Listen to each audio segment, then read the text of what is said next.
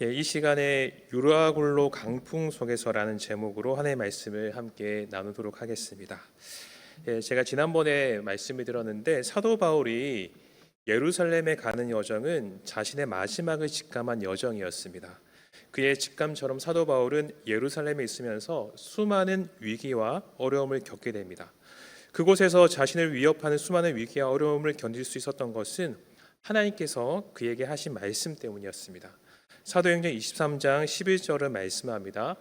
그날 밤에 주께서 바울 곁에 서서 이르시되 담대하라, 내가 예루살렘에서 나의 일을 증언한 것 같이 로마에서도 증언하여야 하리라 하시더니. 아멘. 이 말씀이 사도 바울을 예루살렘에서 위기와 어려움을 견딜 수 있게 해준 말씀입니다. 그리고 하나님의 말씀은 예수님을 믿는 성도에게만 위기와 어려움을 견딜 수 있는 힘을 주는 것이 아닙니다. 하나님의 말씀은 성도에게 힘을 주는 것에서 더 나아가 아직 예수님을 모르는 사람들에게까지 힘과 능력을 줍니다. 예수님을 믿는 우리 성도는 예수님을 모르는 사람들이 바로 이 말씀을 통한 하나님의 힘과 능력을 경험하는 통로가 되어야 합니다. 오늘 함께 읽은 본문은 드디어 사도 바울이 배를 타고 로마로 압송되는 과정에 있었던 이야기를 기록하고 있습니다. 바울이 로마로 가기 위해 탔던 배에는 참 다양한 사람들이 타고 있었습니다. 제수를 로마로 압송하는 일의 책임자인 백부장 율리오, 그 배를 항해하는 선장과 선원들, 그 배의 선주, 로마로 가서 큰 돈을 벌기 원하는 상인들, 바울과 함께 로마로 압송되는 죄인들, 그들은 모두 로마라는 같은 목적지를 향해 가고 있지만 그곳에 가는 이유는 다 달랐습니다. 그렇게 각기 다른 목적을 가진 사람들을 태운 배가 드디어 출항하게 됩니다. 배가 출항하는 그 순간에는 배에 탄 그 누구도 자신들에게 앞으로 어떤 일이 닥칠지 알지 못했습니다. 모두 배가 하루라도 빨리 로마에 도착하기만을 고대했습니다. 그러나 단 한 사람, 사도 바울은 그들과 달랐습니다. 그는 앞으로 일어나게 될 일을 예감했습니다. 그리고 그는 배 안에 사람들이 앞으로 겪게 될 위기 속에서 그들이 하나님의 힘과 능력을 경험하는 통로가 되어 주었습니다. 그러면 본문의 이야기 속에서 배 안에 있는 사람들은 어떤 위기를 겪었겠습니까? 그 위기 속에서 사도 바울은 어떻게 행동했을까요? 이 시간 저와 함께 본문의 이야기 속으로 들어가 보겠습니다. 사도 바울과 죄인들을 압송하는 백부장 율리오의 일행은 알렉산드리아 배로 갈아타게 됩니다. 그 배에는 앞서 말씀드린 것처럼 참 다양한 사람들이 타고 있었습니다. 다양한 사람들을 태운 그 배는 가까스로 미양이라는 항구에 도착하게 됩니다. 성경은 여러 날이 지나 금식하는 절기가 지났다고 말합니다. 많은 주석가들이 그 시기를 12월이 지난 시기라고 말합니다. 그 당시 지중해는 12월이 지나면 물살이 거세져서 11월 초까지만 항해를 해야 했습니다. 전도 여행을 많이 다니면서 지중해를 수없이 경험한 사도 바울은 이 사실을 너무 잘 알고 있었습니다. 그래서 바울은 백부장 율리오에게 지금 배를 움직이는 것이 위험하다고 말합니다. 그 내용이 본문 10절에 기록되어 있습니다. 말하되 여러분이여, 내가 보니 이번 항해가 하물며 배만 아니라 우리 생명에도 타격과 많은 손해를 끼치리라 하되. 그러나 백부장 율리오는 한낱 제수에 불과한 바울의 말을 귀담아 듣지 않았습니다. 성경은 백부장이 바울의 말보다 선장과 선주의 말을 더 믿었다고 말합니다. 그리고 배에 있던 대부분의 사람들이 미양에서 겨울을 지나는 것을 원하지 않았습니다. 되도록이면 빨리 배를 항해해서 로마로 가길 원했습니다. 미양은 아주 작은 항구였다고 합니다. 그래서 그곳에서 추운 겨울을 지내는 것이 많이 불편했을 겁니다. 또 배에 탄 상인들은 시간이 돈인 사람들입니다. 그들은 배에 실은 물건을 최대한 빨리 로마로 가서 팔고 싶었을 겁니다. 아마 그들이 실은 물건 중에는 시간이 지체하면 팔지 못하는 물건도 있을 겁니다. 식자재 같은 것은 시간이 중요하지 않습니까? 또한 죄인을 압송하는 군인들은 하루라도 빨리 자신의 임무를 마치고 집에 돌아가고 싶었을 겁니다. 이처럼 배에 탄 사람들은 저마다 각기 다른 이유로 빨리 로마로 가고 싶었습니다. 마침 남풍도 순하게 불어 로마로 항해하는 그 길은 순조로울 것 같았습니다. 그들은 아직 그들 앞에 닥칠 위기를 감지하지 못하고 있었습니다. 그렇게 배는 닻을 감아 남쪽을 향해 항해하기 시작했습니다. 그러나 얼마 지나지 않아 배에 탄 모든 사람들 앞에 뜻하지 않는 위기가 닥쳐왔습니다. 본문 14절을 말합니다. 얼마 안 되어 섬 가운데로부터 유라굴로라는 강풍이 크게 일어나니. 아멘. 순한 남풍을 따라 순조롭게 로마로 갈 것만 같던 그들 앞에 뜻하지 않은 강풍이 몰아닥쳤습니다. 그 강풍의 이름은 유라굴로 강풍이었습니다. 잔잔하던 물결은 강풍의 집채만큼 높아졌습니다. 집채만큼 높아진 물결을 맞은 배 안에 물이 차오르기 시작합니다. 뿐만 아니라 배를 집어삼킬 것 같은 큰 강풍에 배는 이리저리 흔들렸습니다. 오늘 본문 말씀을 보면 강풍이 몰아닥친 그들의 상황을 잘 말해주는 표현이 있습니다. 본문 15절 말씀을 보면 배가 밀려 바람을 맞춰 갈 수 없어 가는 대로 두고 쫓겨가다가. 아멘. 17절 말씀도 보면 끌어올리고 줄을 가지고 선체를 둘로 감고 스르디스에 걸릴까 두려워하여 연장을 내리고 그냥 쫓겨가더니. 아멘. 여기서 말하는 스르디스는 그 당시 지중해에 있었던 암초와 같은 거였습니다. 배에 탄 모든 사람들은 각기 자신의 마음의 목적을 품고 로마를 향해 갔습니다. 그들은 로마로 가는 여정이 자신의 뜻대로 될 거라 생각했습니다. 자신들의 목적대로 이 항해가 무사히 끝날 거라고 생각했습니다. 그러나 그들은 항해의 길에 뜻밖의 강풍을 만나게 됩니다. 그들의 목적대로 끝날 거라 생각했던 이 항해는 그 광풍 속에서 암초를 피하기 위해 이리저리 쫓겨가고 또 쫓겨가는 여정이 되어버렸습니다. 성경은 그들이 강풍 속에서 애쓰다가 결국 짐을 바다에 풀어버리게 되었다고 말합니다. 로마로 가서 큰 돈을 벌기 원했던 상인들의 목적이, 그 물건이 곧 돈이지 않습니까? 그 목적이 강풍 속에서 사라져 버린 겁니다. 성경은 심지어 그들이 배의 기구들까지도 버리게 되었다고 말합니다. 이제 배가 정상적으로 항해할 수도 없는 상황에 처하게 되어버린 겁니다. 그래서 성경은 광풍을 만난 그들의 상황을 이렇게 말합니다. 본문 20절을 말합니다. 여러 날 동안 해도 별도 보이지 아니하고 그 풍랑이 그대로 있음에 구원의 여망마저 없어졌더라.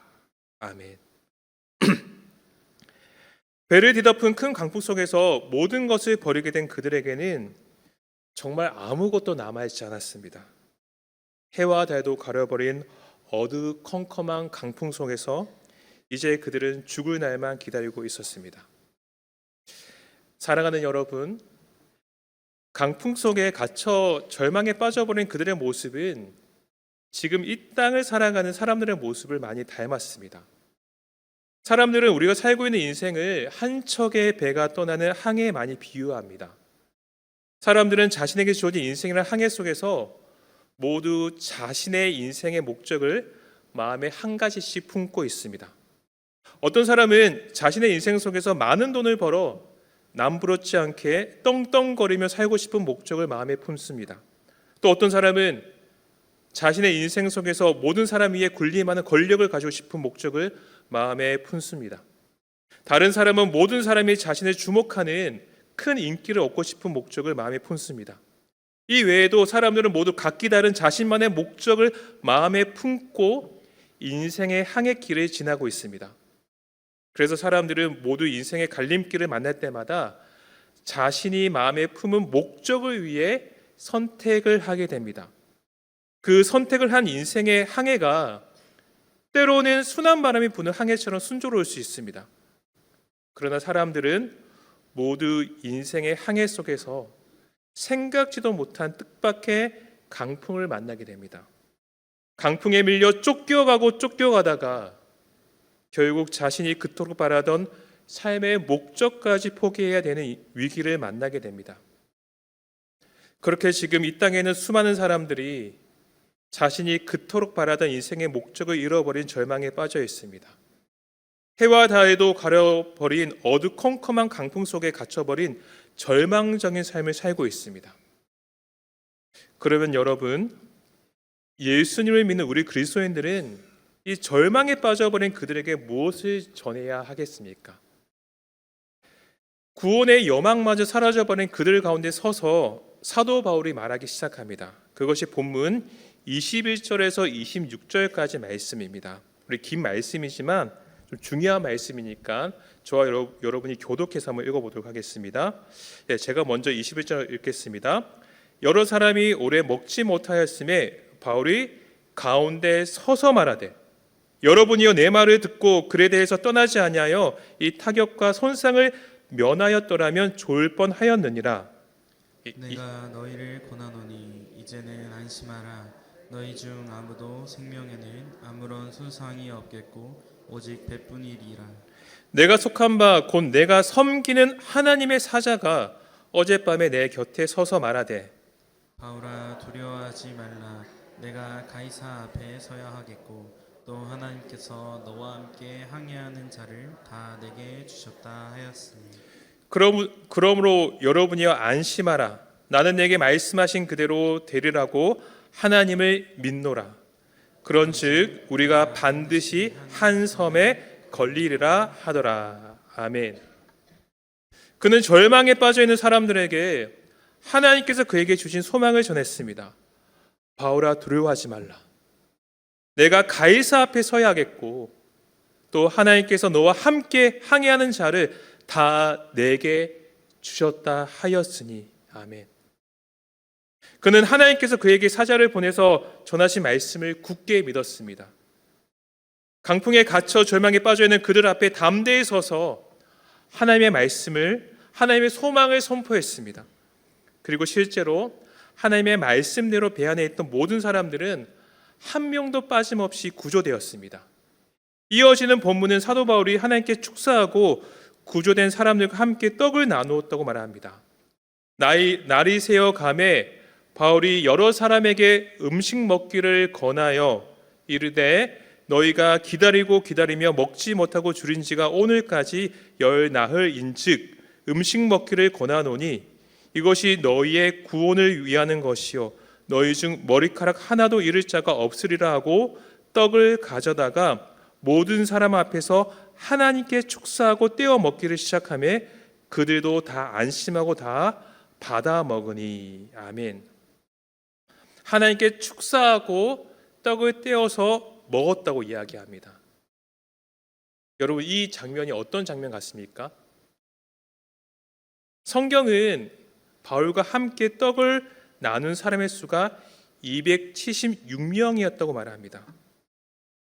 그들이 바울과 함께 자신들의 절망 속에서 건져내신 참 소망 되신 예수님을 기념하는 성찬을 나눈 것입니다.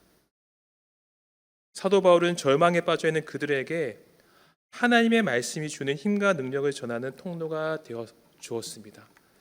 실제로 그들과 함께 하나님의 소망을 기념하는 그 예수님의 은혜를 기념하는 성찬을 나누는 역사가 일어났습니다. 그들 중에 많은 사람들이 예수님을 믿게 되었을 겁니다.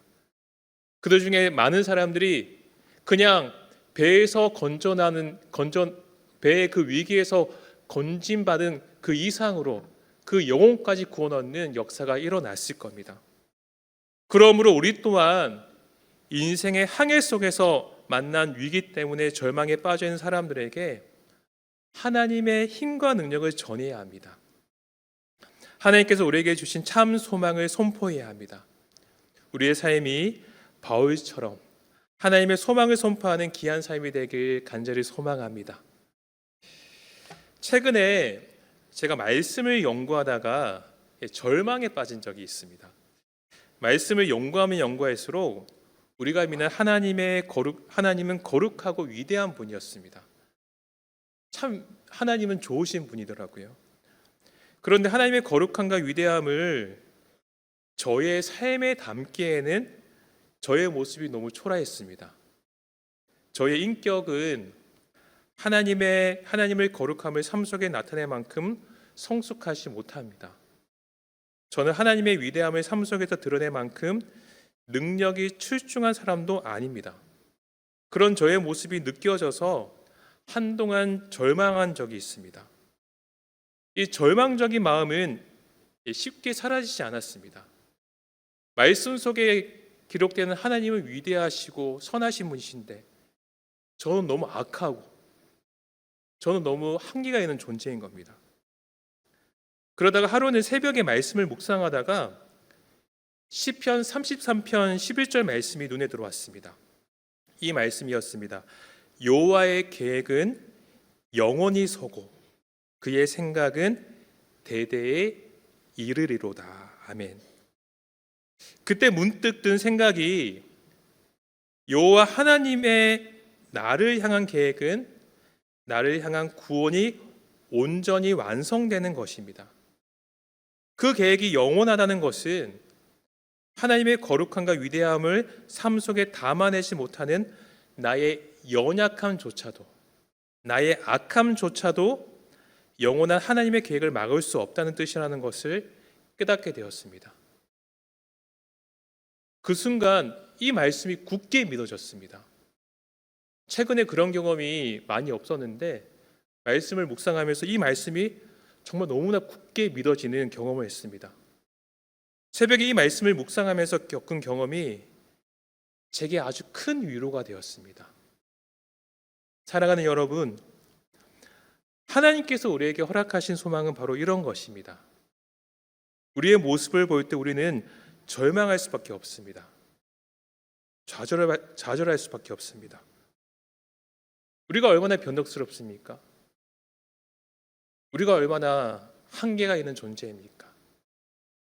지금 말씀을 듣고 은혜 받는다 하지만 뒤돌아서서 누군가를 비방하고 죄를 짓는 것이 우리의 존재의 모습이죠. 그러다 절망할 수밖에 없는, 좌절할 수밖에 없는 우리를 위한 구원을 하나님은 이미 완성하셨습니다. 그리고 우리를 향한 그분의 계획은 영원하십니다. 여호와 하나님의 계획은 영원히 서고 그의 생각은 대대에 이르리로다. 그래서 그 누구도 막을 수 없습니다. 그 어떤 것도 방해할 수 없습니다. 그러므로 우리는 지금 어떤 상황에 있어도 그 소망을 붙잡고 담대하게 일어설 수 있습니다. 나의 삶에 고난이 있고 어려움이 있어도 세상을 향해 그 소망을 담대히 선포할 수 있습니다. 사도 바울은 바로 그 소망의 힘과 능력을 깨달은 사람이었습니다. 그래서 비록 죄수의 신분에 있었지만 광풍이라는 위기 속에 있는 사람들에게 하나님의 소망을 전할 수 있었습니다. 사랑하는 여러분, 유라굴로 강풍 속에서 우리가 겪고 있는 지금 이 인생이라는 강풍 속에서 우리는 사람들에게 무엇을 선포하는 삶을 살아야 하겠습니까? 여러분들은 이 누구도 예측할 수 없는 이 인생을 살아가면서 무엇을 붙잡고 살아가시겠습니까? 영영이 서는, 누구도 막을 수 없는 주님의 소망을 붙잡는 저와 여러분에게 간절히 소망합니다. 그 소망을 바라보면서 바울이 했던 것처럼 세상 사람들에게 이 소망을 선포하는 은혜가 저희 모두에게 있길 간절히 소망합니다. 그래서 세상 사람들이 보기에 우리의 인생은 이해할 수 없는 겁니다. 분명 기뻐할 수 없는 인생인데, 소망이 안 보이는 인생인데 그리스도인들은 기뻐합니다. 오히려 그들을 위로하고 그들에게 소망을 전할 수 있습니다.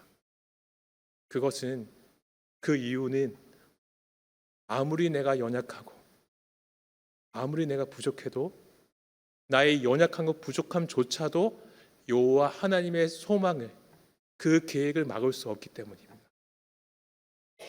그 명확한 증거가 무엇입니까? 내 안에 살아계신 성령 하나님이죠. 그 성령께서 지금도 우리 한 사람 한 사람을 인도하고 계십니다.